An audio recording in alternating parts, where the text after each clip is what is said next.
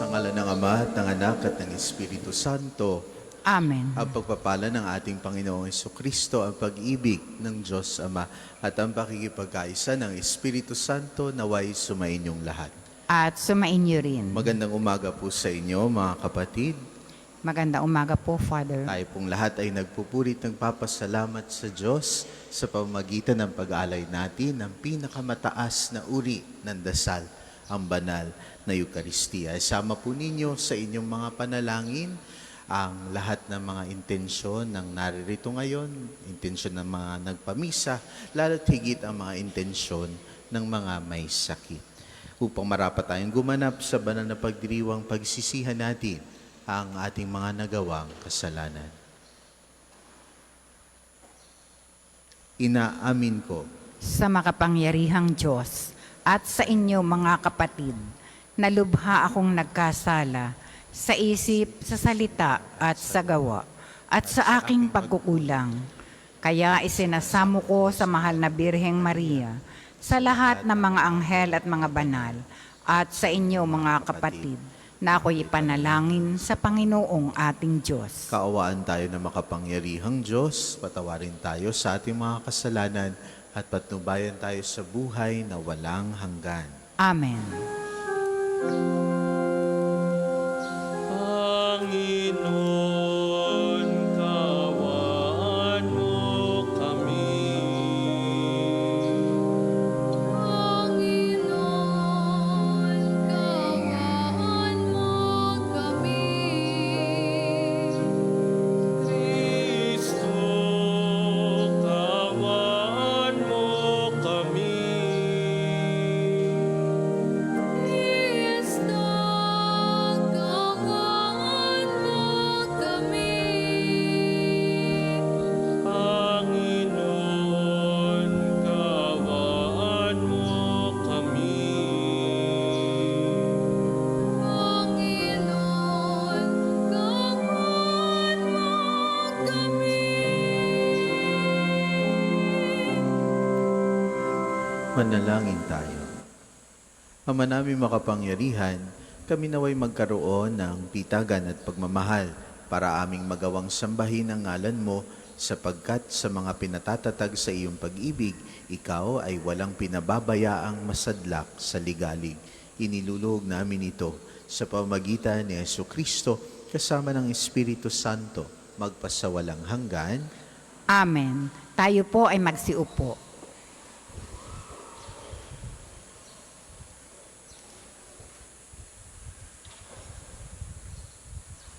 Pagbasa mula sa ikalawang aklat ng mga hari. Nang ikasampung araw, ng ikasampung buwan, ng ikasiyam na taon ng paghahari ni Sedekias, tinipon ni Nabucodonosor ang buo niyang hukbo. Kinubkob nila ang Jerusalem at pinaligiran ang mga bantayan. Ang pagkubkob nila ay tumagal ng may 2 taon.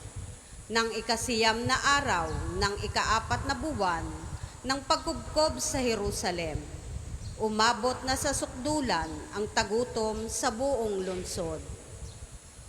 Noong nabutas ang isang bahagi ng pader ng lungsod, nang makita ito ng Haring Sedekias, kinagabihan ay tumakas siya patungong Araba, kasama ang kanyang mga kawal. Doon sila dumaan sa pintuan ng 2 pader, malapit sa hardin ng palasyo. Ngunit ang lungsod ay naliligid ng mga Kaldeyo. Tinugi sila ng mga ito at inabutan sa kapatagan ng Jericho. Kaya nagkanya-kanyang takas ang kanyang mga tauhan. Nabihag si Sedekias at iniharap sa hari ng Babylonia na nasa Ribla, at doon siya hinatulan. Pinatay nila sa harapan ni Sedekias ang mga anak nito. Dinukit ang mga mata at gapos ng tanikalang dinala sa Babylonia. Nang ikapitong araw ng ikalimang buwan ng ikalabinsyam na taon ng paghahari ni Nabucodonosor, pinasok na Nabuzaradan ang Jerusalem, kapitan ng kanyang mga tanod. Sinunog niya ang templo, ang palasyo at ang lahat ng bagay doon. Wala siyang itinira. Ang mga pader ng lungsod ay giniba naman ng mga kawal ng mga kasama ni Naburasadan. Dinala niya ang bihag ang natitira pang Israelita, pati ang mga sumuko sa hari ng Babylonia. Ang iniwan lamang niya roon ay ang ilang mahihirap upang magbungkal ng lupa at mag-alaga ng ubasan. Ang salita ng Diyos. Salamat sa Diyos. Salmong tugunan. Kung ika'y aking limutin, wala na akong aawitin. Kung ikaw ay aking limutin, wala na akong aawitin. Sa pangpang ng mga ilog nitong bansang Babylonia, kami roo'y nakaupong tumatangis sa tuwina. Ang iniwan naming Siyon ay aming maalaala sa sanga ng mga kahoy sa tabi ng ilog nila. Isinabit namin doon yaong dala naming lira. Kung ika'y aking limutin, wala na akong aawitin. Sa amin ay iniutos nang sa amin ay lumupig, na alawin namin sila ng matamis naming tinig, tungkol sa Siyon yaong paksa niyong nais nilang awit. Kung ika'y aking limutin, wala na akong aawitin. Paano namin aawitin ang awit ng Panginoon, samantalang bihag kaming nangingibang bayan noon? Ayaw ko nang ang lira ko'y hawakan pa at tugtugin, kung ang bunga sa pagtugtog limutin ang Jerusalem. Kung ika'y aking limutin, wala na akong aawitin. Di na ako aawit pa kung ang lundong sasapitin. Sa isip ko't alaala, ika'y ganap na limutin, kung ang kaligayahan mo ay hindi ko hahangarin. Kung ika'y aking limutin, wala na akong aawitin. Magsitayo po ang lahat.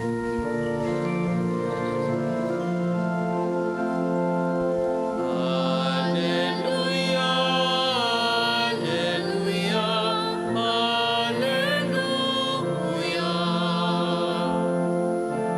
Inako ni Jesucristo ang sakit ng mga tao upang matabas niya tayo. Alleluia, Alleluia, Alleluia. Sumainyo ang Panginoon. At sumainyo rin. Ang mabuting balita ng Panginoon ayon kay San Mateo. Papuri sa iyo, Panginoon. Nang makababa si Jesus mula sa bundok, sinundan siya ng napakaraming tao. Lumapit sa kanya ang isang ketongin at lumuhod sa harapan niya. Ginoo, ang wika niya. Kung ibig po ninyo, ako'y inyong mapagagaling. Hinipo siya ni Jesus at sinabi, ibig ko, gumaling ka. At pagdakay nawala ang kanyang ketong. Huwag mo itong sasabihin kanino man, bili ni Jesus. Pumunta ka't pasuri sa saserdote. Pagkatapos, maghandog ka ng haing iniuutos ni Moises bilang patotoo sa mga tao na magaling ka na. Ang mabuting balita ng Panginoon. Pinupuri ka namin, Panginoong Hesukristo. Ngayong araw na ito mga kapatid, ipinakikita ng ating mabuting balita ng ating Panginoong Hesus kung ano ang dapat na postura natin kapag tayo ay lumalapit sa Kanya.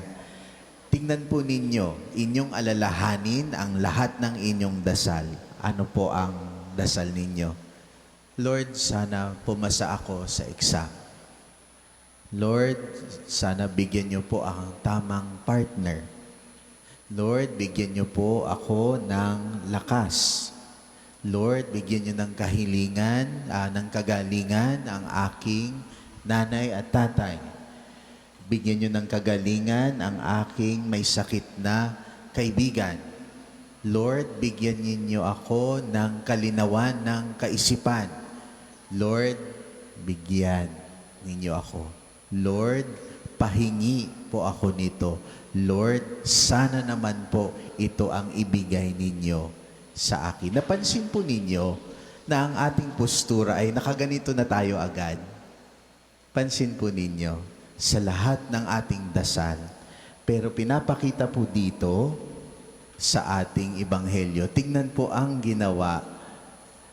Ang ketongin noong panahon ni Jesus, bago po natin ituloy ang ating pagninilay, noong panahon ni Jesus, kapag ikaw ay may sakit noong panahong iyon, pag hindi maganda ang kalalagayan mo sa buhay, kalimitan, ang sabi nila, ito ay dahil may nagawa kang matinding kasalanan at pinaparusahan ka ng Diyos. Yun yung kaisipan po noon.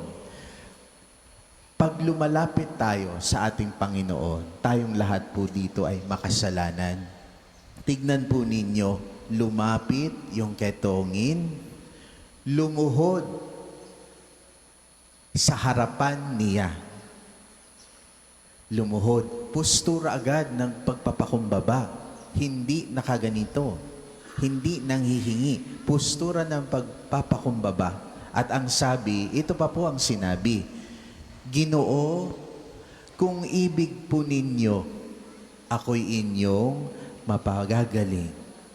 Anong translation nun sa mga salita ngayon? Lord, kung gusto nyo lang, kung trip nyo lang po na ako'y gumaling, sige po. Pero kung ayaw ninyo, okay lang po. Yun ang translation ng kanyang dasal. Ng isang ketongin na outcast noong panahon ni Jesus. Lord, kung gusto nyo lang po, hindi ko po kayo pinipilit. Pero kung ito'y ipagkakaloob ninyo sa akin, maraming salamat po.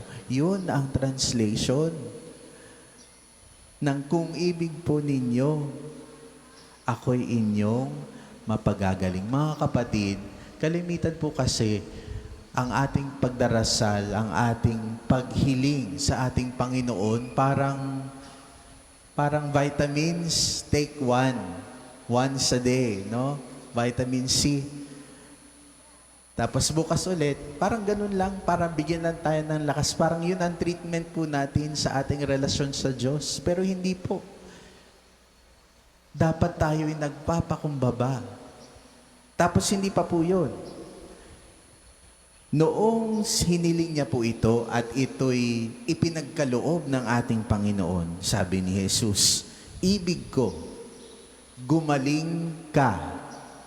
Utos niya sa atin.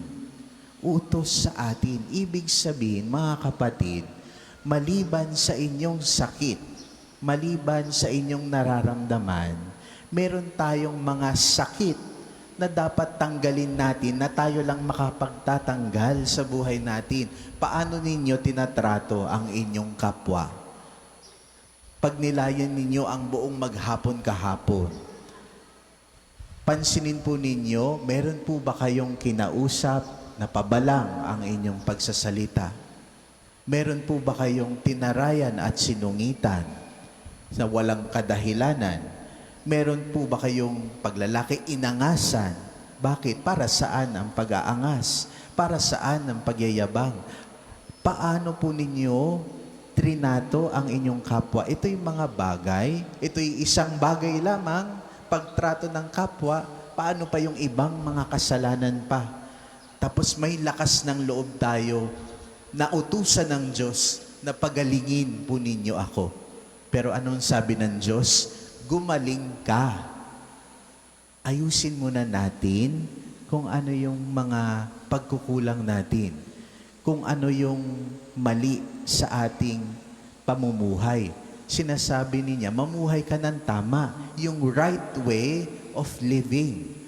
Ang right way of living, yung pagiging mabuti. Magkakaroon ng mga mabubuting asal. Ito yung mga bagay, simpleng mga bagay, hindi pa natin tinatakil ang iba pang malalalim, pero ito yung mga bagay na siguro sinasabi ng Diyos sa atin, na tignan mo muna iyan. Tignan mo muna ito, tapos ikaw ay gagaling, maniwala ka sa akin. Pero, gumaling ka muna. Kaya mga kapatid, ngayong araw na ito, sa ating pagpapatuloy ng ating banal na misa. Ang banal na misa, pinakamataas na uri ng dasal. Sa inyo namang pagdarasal, sa inyong relasyon sa Diyos, pag nilayan po ninyo, paano ba kayo lumapit sa Diyos? Paano ba kayo humiling sa Diyos? Nahiling ba tayo ng basta na lamang? O inaayos muna natin ang ating buhay nang sa gayon magkaroon tayo naman ng kaunting lisensya para tayo ay makahiling sa ating Panginoon.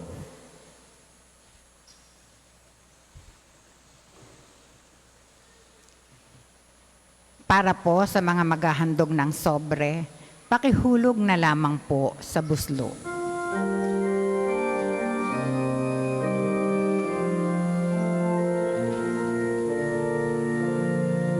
Handog namin sa iyo, Ama, ang tinapay at alak na ito.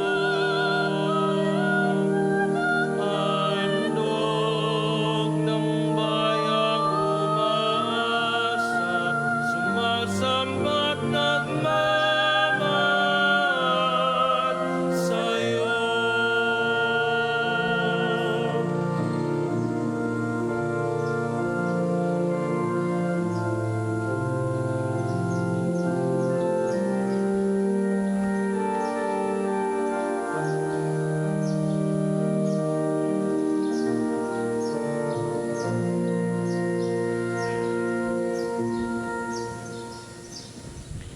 Magsitayo po ang lahat. Manalangin kayo mga kapatid upang paghahain natin ay kalugdan ng Diyos amang makapangyarihan. Tanggapin nawa ng Panginoon itong paghahain sa iyong mga kamay, sa kapurihan niya at karangalan, sa ating kapakinabangan at sa buong sambayanan niyang banal. Ama naming lumikha, tanggapin mo ang aming paghahain ng papuri sa iyong kabutihan sa amin. Sa dulot nawa nitong kadalisayan, kami naway makapag-alay ng iyong kinalulugdan sa pamamagitan ng Jesucristo kasama ng Espiritu Santo magpasawalang hanggan. Amen. Sumainyo ang Panginoon. At sumainyo rin. Itaas sa Diyos ang inyong puso at diwa. Itinaas na namin sa Panginoon. Pasalamatan natin ang Panginoong ating Diyos. Marapat na siya ay pasalamatan. Ama naming makapangyarihan, tunay ngang marapat na ikaw ay aming pasalamatan. Pinagbibigyan mong ito'y aming maihayag, kahit na ito'y walang anumang maidaragdag sa kadakilaang sa iyo ay likas. Sa pagpupuri namin nakikinabang ay kami ring iyong pinakikiharapan sa pamamagitan ng iyong anak na minamahal. Kaya kaisa ng mga anghel na nagsisiawit ng papuri sa iyo nang walang humpay sa kalangitan, kami nagbubunyi sa iyong kadakilaan.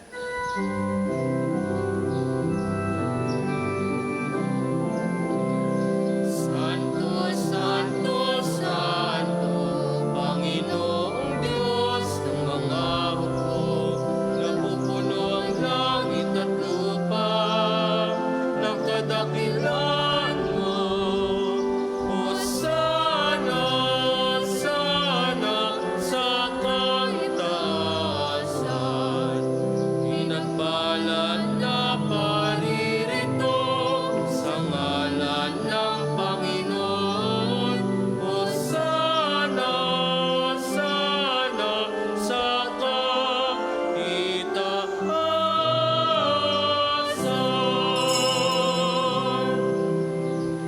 Ama naming banal, ikaw ang bukal ng tanang kabanalan. Kaya't sa pamamagitan ng iyong Espiritu, gawin mong banal ang kaloob na ito upang para sa amin maging katawan at dugo ng aming Panginoong Jesucristo. Bago niya pinagtiis ang kusang loob na maging handog, hinawakan niya ang tinapay. Pinasalamatan kaniya. Pinagati-hati niya iyon, iniabot sa kanyang mga alagad at sinabi, "Tanggapin ninyong lahat ito at kanin. Ito ang aking katawan na ihahandog para sa inyo."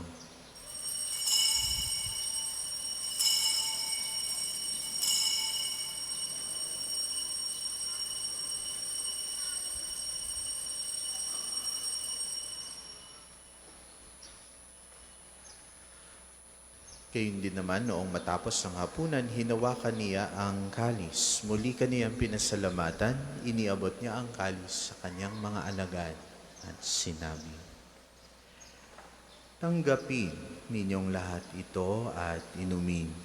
Ito ang kalis ng aking dugo, ng bago at walang hanggang tipan, ang aking dugo na ibubuhos para sa inyo at para sa lahat sa ikapagpapatawan ng mga kasalanan. Gawin ninyo ito sa pag-alala sa akin."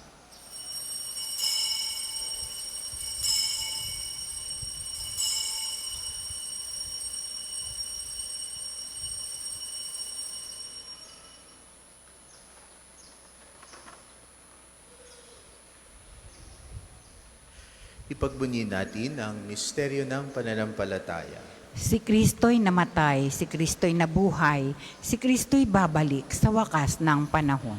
Ama, ginagawa namin ngayon ang pag-alala sa pagkamatay at muling pagabuhay ng iyong anak, kaya tiniaalay namin sa iyo ang tinapay na nagbibigay buhay at ang kalis na nagkakaloob ng kaligtasan. Kami nagpapasalamat dahil kami yung minarapat na tumayo sa harap mo para maglingkod sa iyo. Isinasamo namin kaming magsasalo-salo sa katawan at dugo ni Kristo ay mabuklod sa pagkakaisa sa pamamagitan ng Espiritu Santo. Ama, lingapin mo ang iyong simbahang laganap sa buong daigdig. Puspusin mo kami sa pag-ibig, kaisa ni Leon na aming Papa at ni Gilbert na aming Obispo at ng Tanang Kaparian. Alalahanin mo rin ang mga kapatid naming nahimlay nang may pag-asang sila'y muling mabubuhay, gayon din ang lahat ng mga pumanaw. Kaawaan mo sila at patuloyin sa iyong kaliwanagan. Kaawaan mo at pagindapatin kaming lahat na makasalo sa iyong buhay na walang wakas. Kaisa ng mahal na Birheng Maria na ina ng Diyos, ni San Jose ang kanyang kalinis-linisang esposo, kaisa ng mga apostol at ng lahat ng mga banal na namuhay dito sa daigdig ng kalugod-lugod sa iyo. May pagdiwang nawa namin ang pagpupuri sa ikararangal mo sa pamamagitan ng iyong anak na aming Panginoong Hesukristo. Sa pamamagitan ni Kristo, kasama niya at sa kanyang lahat ng parangal at papuri ay sa iyo, Diyos Ama makapangyarihan, kasama ng Espiritu Santo, magpasawalang hanggan. Amen, amen, amen.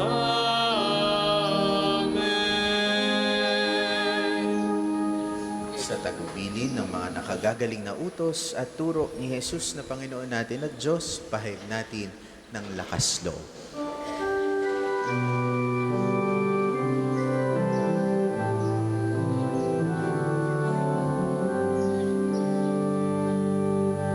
Ama namin, sumasalangit ka, sambahin ang ngalan mo, mapasamin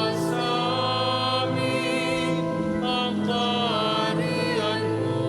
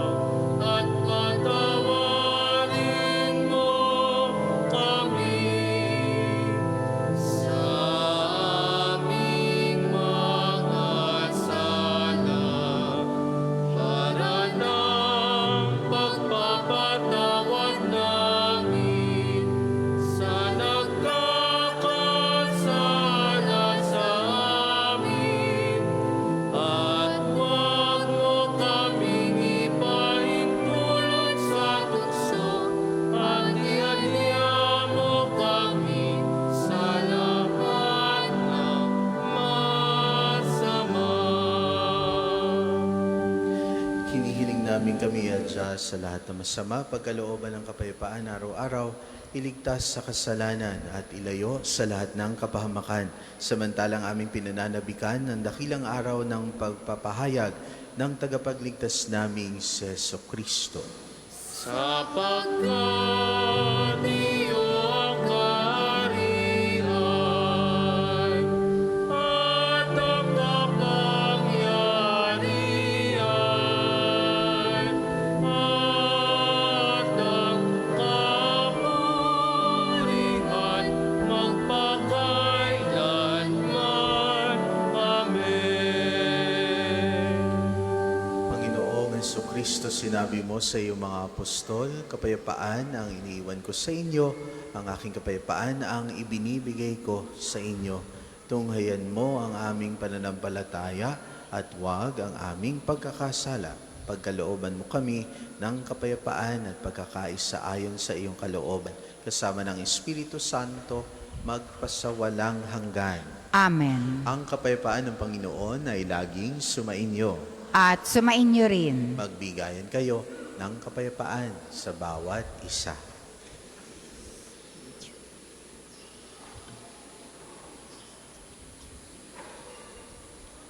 Kordero ng Diyos na nag-aalis ng mga kasalanan ng sanlibutan, maawa ka sa amin.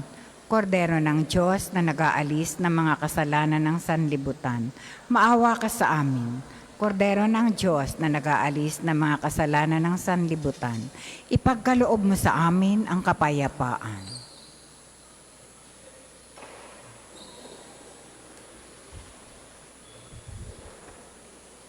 Ito ang kordero ng Diyos. Ito ang nag-aalis ng mga kasalanan ng sanlibutan. Mapalad ang mga inaanyayahan sa kanyang piging. Panginoon, hindi ako karapat-dapat na magpatuloy sa iyo. Ngunit sa isang salita mo lamang ay gagaling na ako.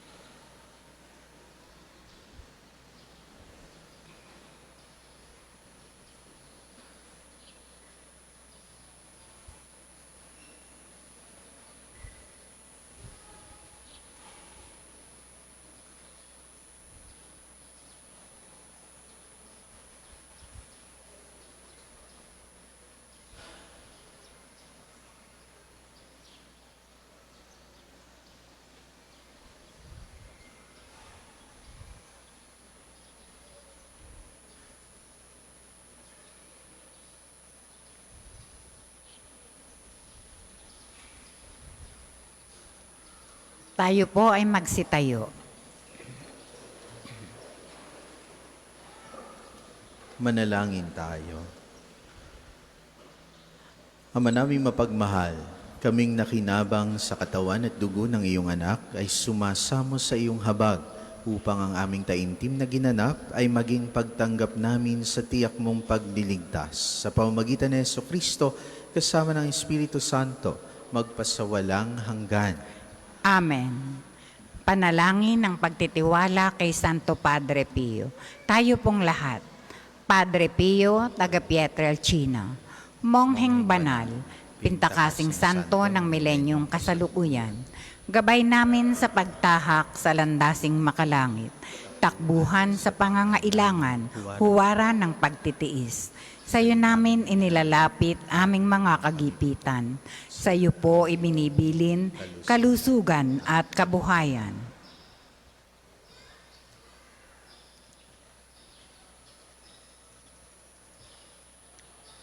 Di man karapat-dapat, kami po ay pagbigyan, bendisyonan at basbasan, maging ganap sa buhay. Lumayo nawa kami, umiwas sa kasalanan, lumapit lagi sa Diyos, maging matatag at matibay. Sa mabuting balita ng pagliligtas, turuan mo kami nawa. Sa tuwina ay makinig, magnilay at sumampalataya. Amin pong pakiusap itong mga kahilingan. Puso ay nagsisisi, nagtitikang taimtiman, di na muling magkasala, sunod lagi sa Diyos Amang, kaisa ng Espiritu at ni Jesus na tagapamagitan. Amen. Magsiupo muna para sa ilang patalastas. Una, sa inyong pagdalaw sa pambansang dambana, mangyaring pakaingatan ang inyong mga personal na gamit. Hangad namin ng isang matiwasay at maayos na pagbisita sa National Shrine. Ikalawa, nais po naming ipagbigay alam sa inyo na ang Padre Pio Healing Bundle ay available sa ating mga tindahan. Ang langis na kasama nito ay may halo ng langis na mula sa puno ng olibo na binasbasan ni Padre Pio nung siya'y nabubuhay pa. Naway maging daan ang ating healing bundle sa pagkakamit ng kagalingang mula sa Diyos. Ikatlo, inaanyayahan ang lahat ng nagnanais maging kasapi ng Konfradiya ni Santo Padre Pio, isang samahan na nangunguna sa pagdarasal at debosyon sa Kanya. Kayo po ay makipag-ugnayan lamang sa ating opisina para sa pagpapalista at mga detalye. Sa mga nagnanais pong mag-alay ng rosas kay Santo Padre Pio, available po ang mga rosas sa may extension ng ating main church. Ang puting rosas ay simbolo ng pasasalamat at ang pulang rosas naman ay simbolo ng ating mga kahilingan sa Diyos sa pamamagitan ng pananalangin kay Santo Padre Pio. Ang susunod pong misa ay sa ganap na 12 ng tanghali. Maraming salamat po at mangyaring panatilihin natin ang kalinisan, katahimikan at diwa ng pananalangin sa loob at labas ng ating mga simbahan. Magsitayo na po ang lahat para sa pagbabasbas ng religious articles. Mga kapatid, manalangin tayo sa Diyos sa makapangyarihan upang tayo maging kawangis ni Kristo sa taimtim na pagdalangin sa tulong ng mga larawan at dasalan. O Diyos, Ikaw ang bukal ng lahat ng pagpapala at biyaya, ibuhos mo ang iyong bendisyon sa mga gamit na ito sa pananalangin, mga rosaryo, imahen, dasalan, papaalaala ng iyong kabutihan, kabanalan at pagmamahal sa amin, upang ang lahat na dumulog at magdasal gamit ang mga ito ay magtamo ng iyong awa at biyaya. Loobin mong tularan namin ang kabanalan at aral ni Kristo at ng mga santo, magpasawalang hanggan. Amen. Ama namin, sumasalangit ka. Sambahin ang ngalan mo. Mapasa amin ang kaharian mo. Sundin ang loob mo dito sa lupa para nang sa langit.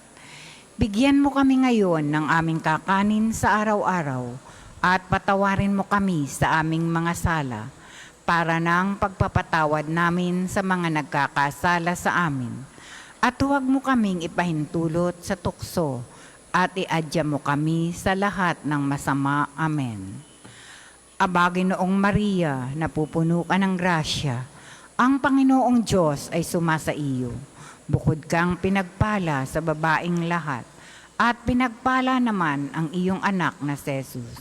Santa Maria, Ina ng Diyos, panalangin mo kaming makasalanan, ngayon at kung kami mamamatay. Amen. Luwalhati sa Ama at sa Anak at sa Espiritu Santo, kapara noong unang-una, ngayon at magpasawalang hanggan. Amen. luwalhati sa Ama at sa Anak at sa Espiritu Santo, kapara noong unang-una, ngayon at magpasawalang hanggan. Amen. Luwalhati sa Ama at sa Anak at sa Espiritu Santo, kapara noong unang-una, ngayon at magpasawalang hanggan. Amen.